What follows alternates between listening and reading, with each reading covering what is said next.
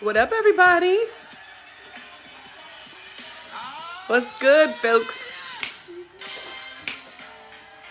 Taking it back with today's welcome to What's Going Down with Lacey Brown music. Hello! I see one of you are here. One person has joined me. You know, I can't see who you are just yet, but I'm glad you're here. Hello, number 2. Oh, it's my mother. Hello, mother. Remember this song, Mom? Old school Kirk Franklin. What you looking for? I know what you're looking for. The baby is saying hi, but I can't turn the camera because of how everything is situated. You gotta sit down, baby. She waved her little hand. Now go sit down. Ah, that was a good one. No, don't start. We're gonna talk about what we're looking for in this season that we're in. I can't see who's all here yet, but Mom, maybe my dad, and 2 others. I'm so glad you're here. How was your Thanksgiving week? Mom, I know how yours was. Everybody else, I hope you had a great Thanksgiving. Yeah, Mommy said, Grandmommy said, sweetener. She said, hi, Auntie Mia. Auntie Mia says hi too. And Granddaddy. You don't have to get up. She's waving like feverishly. Hi. And she said hi. We're working on being obedient, so you know I had to tell her to be quiet before we started. So she's waving timidly but feverishly. She said hi. Everybody says hi. It's a Brown family reunion at this point. She said hi, everybody. Happiness. Hi, sister. Got Mama Denise is here. She's waiting. I got Mama Denise, she said. I got Mama Denise.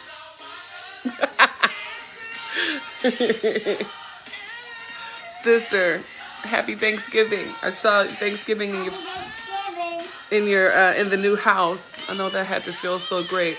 Mom, Mia, Dad, the Palmas got a brand new house. They moved a few weeks back. What was it, October 14th, sis? It's gorgeous, and they have a huge dining room area for all the folks that they feed and love on so well. And they had Thanksgiving there. I saw Catherine posted Thanksgiving pictures, and it was so great. Yaya needs a role model. Sister, it's on you. I know I'm looking for. Who else we got? Welcome to the room. It's good to see you. Yaya is jumping around like I don't even know what, jumping bean, dreidel because of the holiday season. See what I did there? Yaya is welcoming everybody. Lord, Naisha. Listen, my whole family and my sister is here. Everybody just stretch your hands towards the screen right now. That little Naisha, just reach your index finger towards her. She's crazy, okay? She needs prayer all of the time. She never don't need prayer. Hey, B, how are you? It was weird, way smaller crowd with dumb COVID. Tell me about it. I basically experienced Thanksgiving in a hotel room eating Wawa sandwiches, and it was lovely. Yasmin Rose was out of town. Well, she was in Florida. We both were in Florida. She was with her dad's family. And she had a great time. And I ended up seeing some of my people later. It was all right, but it was definitely a different holiday. Very, very different holiday. I was at my dad today. I was at my dad. And now apparently we've come to the testimonial part of our show. I'm not even going to keep everybody long because... Hi, Cole. Because one, I'm just getting back into the... Yo, can you be quiet? Honey, hush. Just because we're just getting back in and thank you, Ash. Help, indeed. Just because we're just getting back into, I don't know, post-Thanksgiving, pre-Christmas stuff, and everybody's a bit busy, so I don't want to take up 30 minutes of everyone's time if I don't have to, but I just wanted to reach out and say hey and talk. Yaya? Hush. Okay. Thank you. And talk with you a little bit about, we'll just kind of give a little testimonial. Lord, y'all stretch your little fingers again. Tim is in the room. Tim went to high school with me and he ain't been right. He wasn't right. Then he ain't right now. I'm telling everybody on you, though. They probably know about you, Tim. Don't say that, Sugarfoot. I wanted to talk to you guys and give a little bit of a testimonial because, as I mentioned, first of all, I'm in my pajamas. Listen, while I was away, I had to stop for some reason at Target. I don't know why, but they had all these ridiculous sales, like $7 this and $8 that. Target is already a stronghold for me. I can barely go in there and... Okay, I can barely go in there. If I'm supposed to go in there and get, like, you know, some fingernail polish remover and a skirt, I'm coming out with 5 outfits for Yasmin Rose. And hey, Frank! You know, like, I'm always, it's a trap. It is a trap. But I went in there and they had these day before Black Friday. What is that? Mixed Friday? No. Sale prices. And child, I barely made it out alive. No. These pajamas were like $7. Every woman you know has a Target addiction. Listen, once you start having kids, Frank, it'll jump onto you too. Because the clothes are so cute. And you can get kids' clothes for like 3 cents. Like, they'll just do ridiculous prices. Like, it'll be a bow tie for 45 cents, right? And then all of a sudden, you'll get this a whole tux for the baby. And then you're like, well, I only spent $20 here. Because, you know, the prices will get increasingly... Hi, Tori. We'll get increasing... Hi, John. We'll get increasingly, you know, a little more costly. And by the end of it... Nope.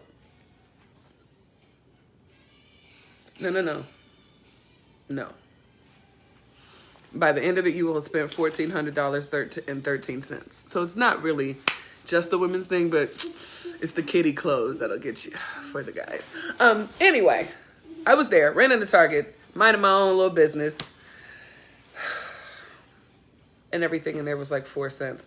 And they had these pajamas, right? And I'm like, maybe it'll be cute to get matching pajamas with Yasmin Rose. So I get, and I'm digging it. All of the stuff that they have is the size that, like a size that is not appropriate for Yaya, but really cute stuff for me. So I'm pulling one, and then I'm like, well, I'm going to get Yaya one.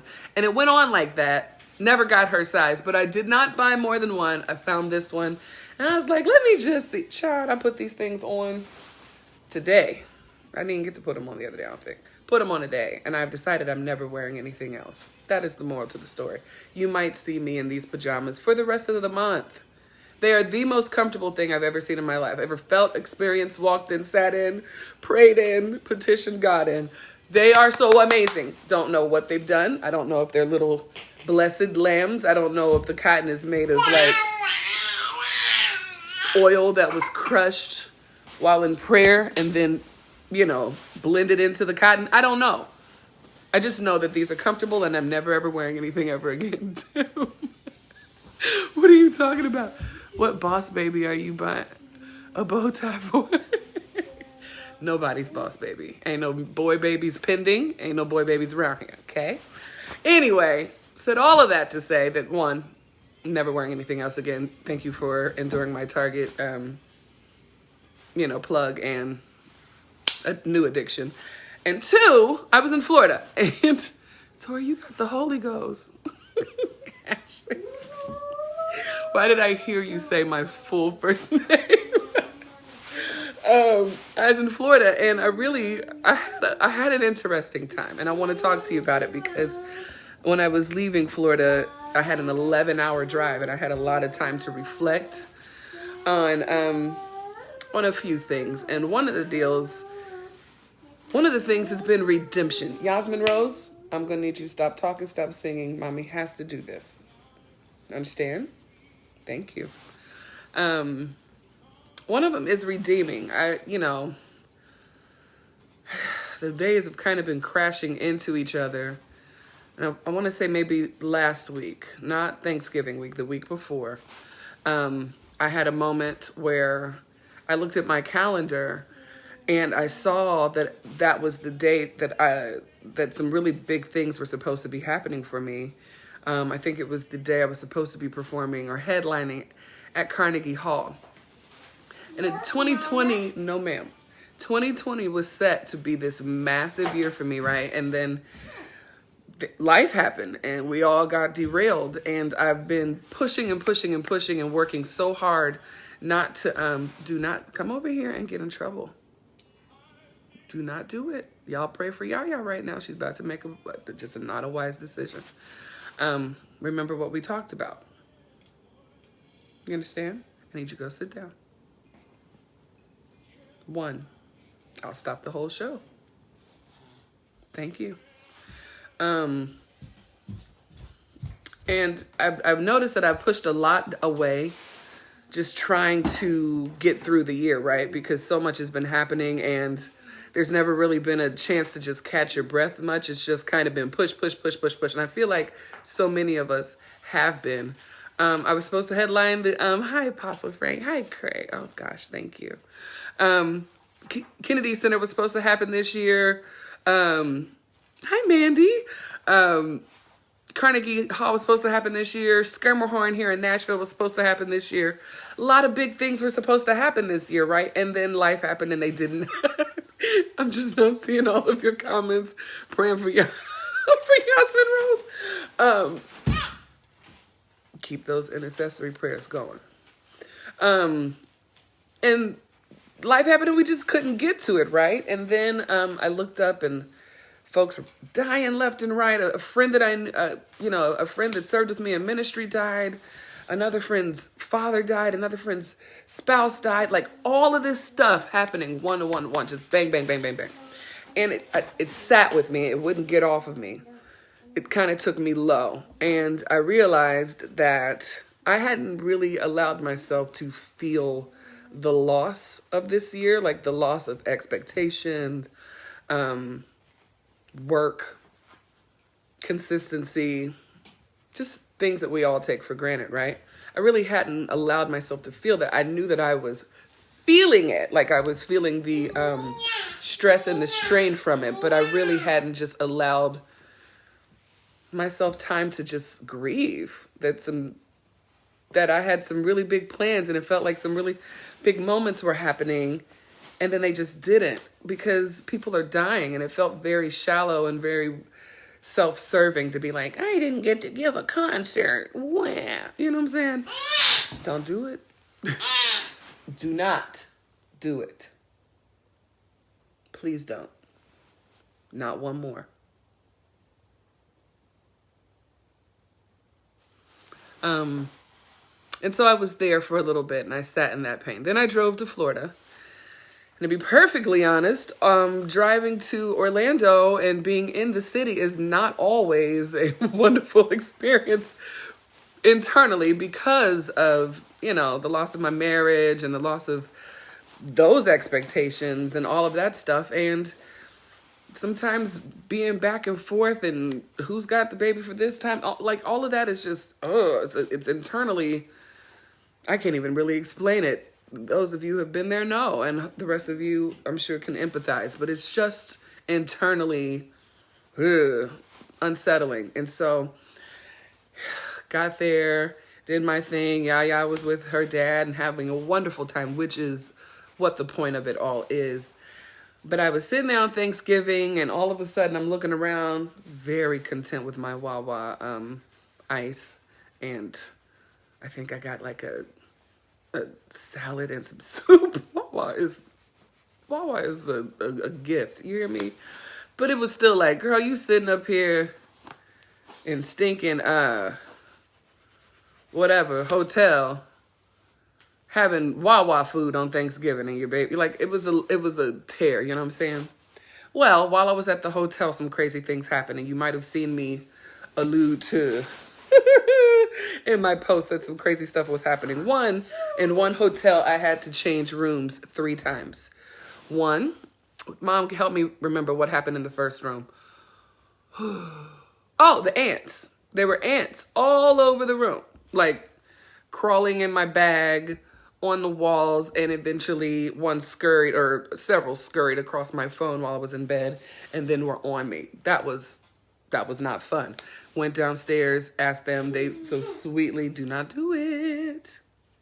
They very sweetly put us in another room. Second room, got in there, was like huffing, puffing, mad because I had to haul all my stuff to the new room, just being an internal jerk. And sat there about 20 minutes like moping.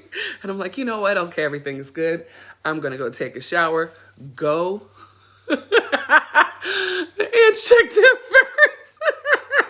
They sure did. Was like, hey, you brought treats? Got in that room, was like, you know what? It's all right, I'm going to go take a shower. Honey went and was like, let me just look. Flung the shower curtain open. Looked at the shower floor, the bathtub. And there were human hairs of the coarse and short type, all in the floor, and like some sticky gunk, like really like gooey matter, and like I don't know, but it was human hairs, coarse ones, wee ones, curly ones, all in the floor. So I had to call them, and they were like, I said, you know what? Y'all just come here. Look at the room yourself. I was on the phone with my mom. She's like, put your mask on while I'm talking to the guy. Guy looks at the room. Is like, oh, okay, yeah. So they move us to a third room. I lied. I had to move rooms twice. I had 3 rooms total. Ashley.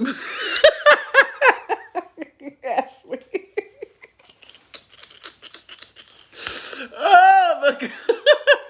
So they did all of that, right? And I am, if you're an Enneagram follower, I am a 9.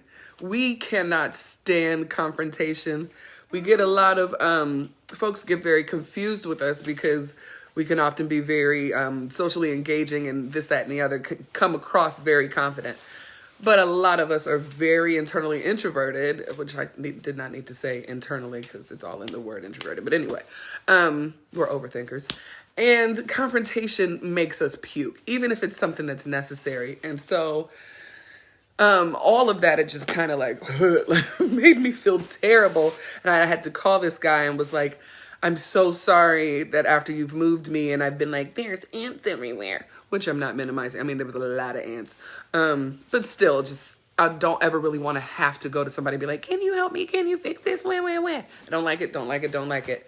And so in light of everything, I made a tweet and was like, listen, just because, these hotels now have the Lysol stickers on the door that's supposed to show you that the room is so sealed and so clean that nothing gross has come near the room. They got sheets on the remotes. I almost said something else.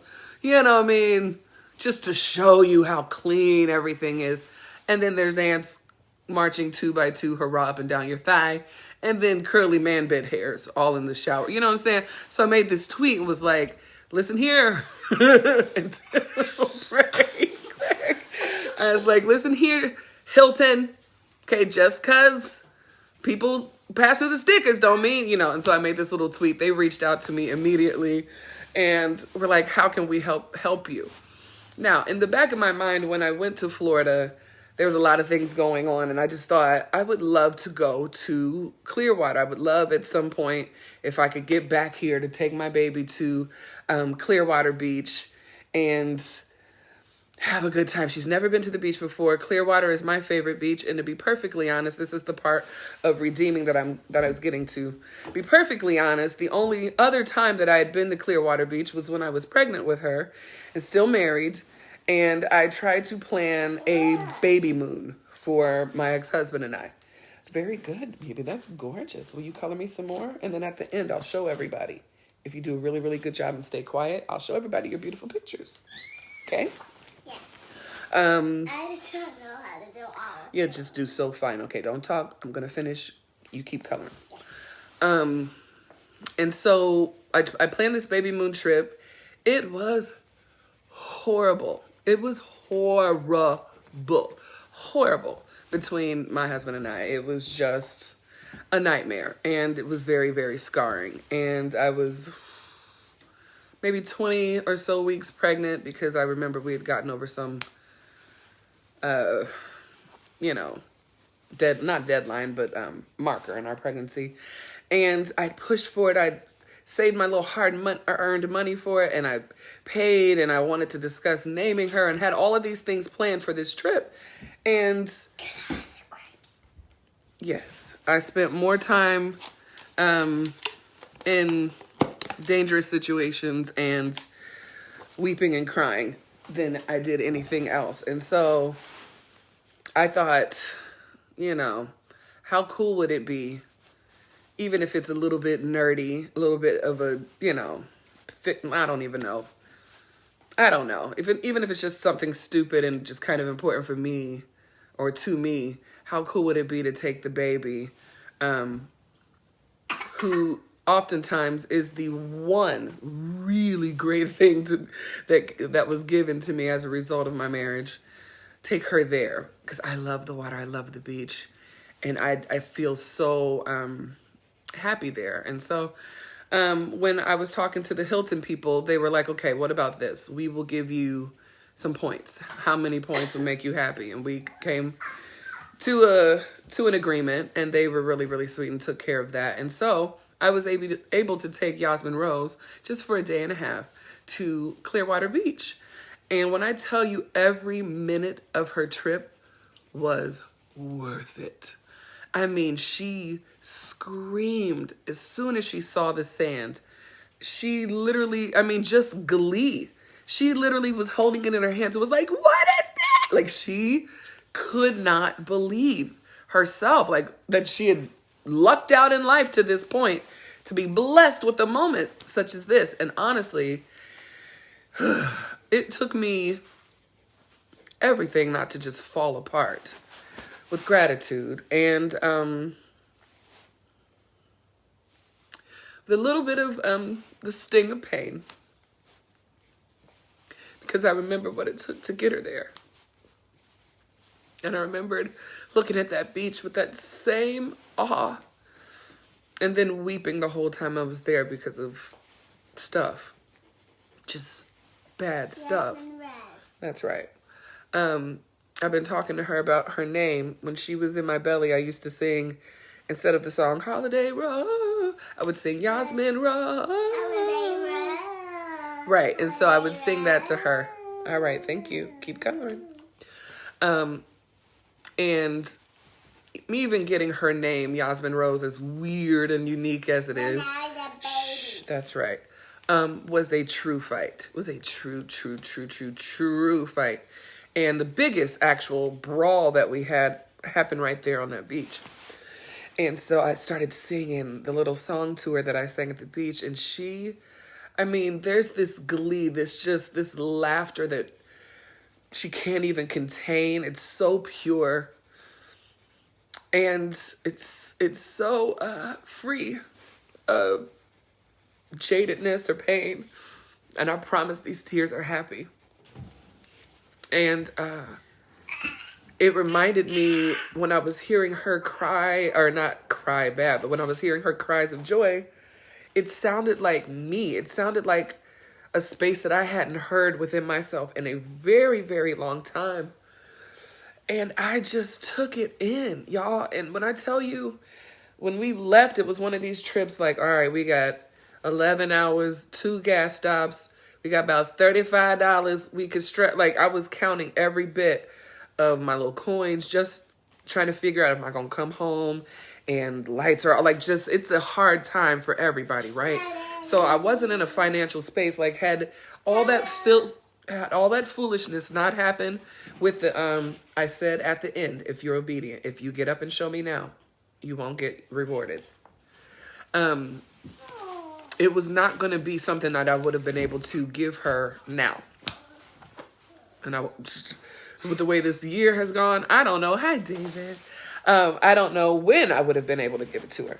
So what I said is that what I'm trying to say is all of this. On my way home, the 11 hours home, Lord, I started to think about redemption and how a lot of times the seed that is planted in some of our roughest spaces, our rockiest terrain, our darkest night, our windiest storm, whatever you want to say about it, is often like the fruit of that seed is often the thing that will bring redemption from that moment.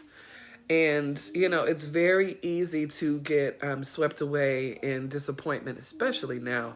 I think at this point, at first, we were all in shock about the state of our world and the pandemic and the loss of jobs and all of that stuff. We were all in shock.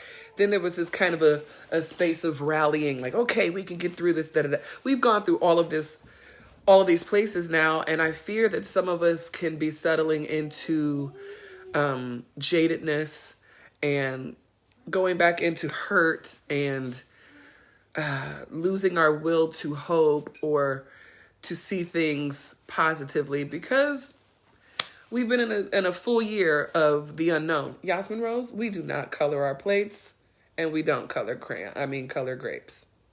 Thank you. It's very easy after being in such a crucible for so long to be done with the hope, done with the potential of something better, done with when this is all over, just done. But God has shown me in just really, really unique ways in the past couple days, pick every last bit of that up. Every last bit. This girl just dropped about $400 worth of grapes on the floor. Y'all pray. You're fine, baby. Just pick it up. He's shown me that if we are willing to look for it still and to be still in the middle of the confusion, that we can find and see his redemption. We can see his hand at work, even in the mess.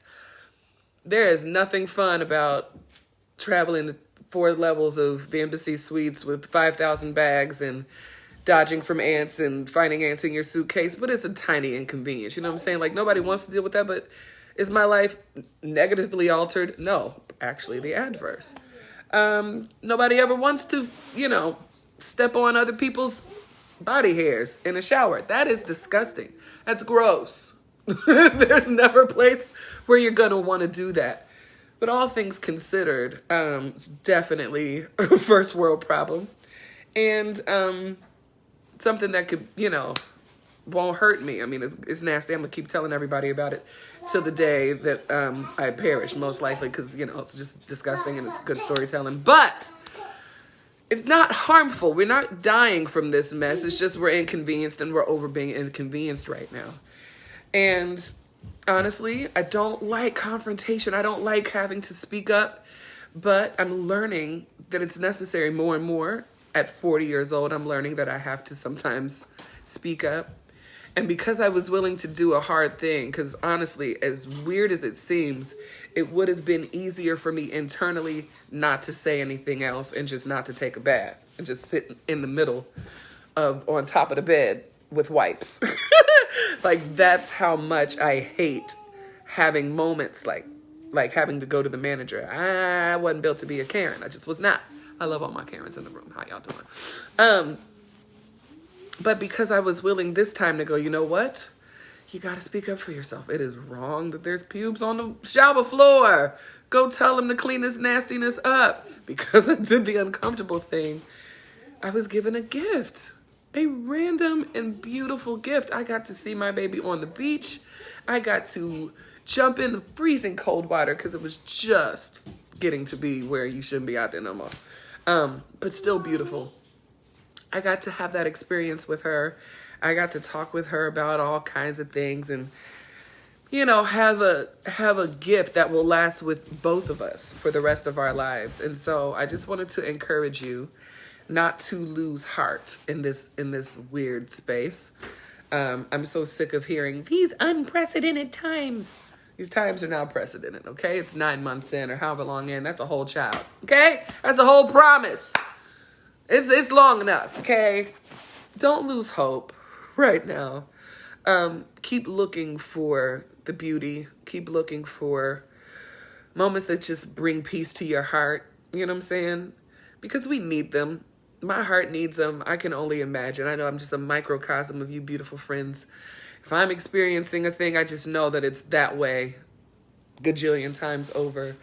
And my heart gets tired. I am exhausted. We're all in a space that we ain't ever been in before. Like it's a lot. And I know that I needed the reminder to keep my head up and to stay hopeful. And no, these things didn't happen that I wanted to. Hi, Ebony.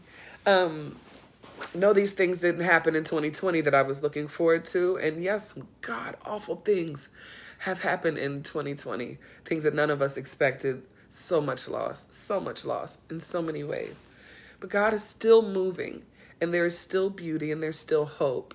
And sometimes you just kind of have to be intentional about seeking it out. So that's what I wanted to say to you guys today. And thank you for, listening to me threaten the baby within inches of her life, and taking 5,000 times longer to get to any given point.